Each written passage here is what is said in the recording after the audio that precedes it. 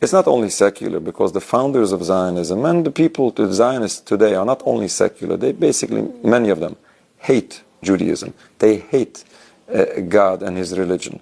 For example, I have a friend of mine who grew up in Zionist education, grew up in Jerusalem. And he told me that what he was taught is that we, the Jewish people, have two enemies. Now guess who the two are and who the first is. The first is the religious Jew, and the second is the Arab. But that movement, the movement of Zionism, who is secular and who refuses to follow Judaism, they misuse this very same religion they refuse to follow, and they misuse it to justify crimes which are forbidden in this very same religion, because killing and stealing, oppressing an entire people, all of this is forbidden in Judaism. And as I said before, the whole concept, the idea of Zionism to build a sovereign homeland for Jews is in total contrast of Judaism.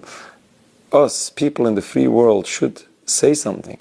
This is unjust. This is unjust for the people of Palestine that this voice is attempted to be silenced.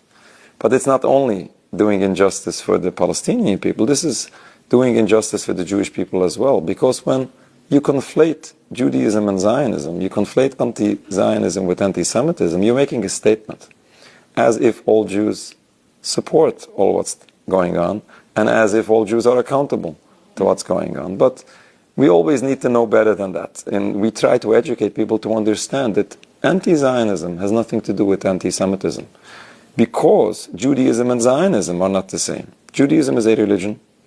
Zionism is a political movement. Should never be conflated.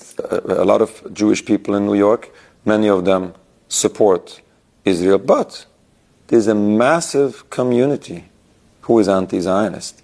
And people might not know, because the mainstream media would never show you that. Like, for example, there was a couple of years ago, there was a huge mass anti-Zionist rally, a Jewish anti-Zionist rally in front of the Israeli consulate on 2nd Avenue, Manhattan. And then CBS would announce that there is a traffic jam on 2nd Avenue. And they would not say what the reason is. A number of my teachers were Holocaust survivors. And you know, they were telling stories, terrible stories. And unfortunately, we're hearing similar stories now. This is something that should...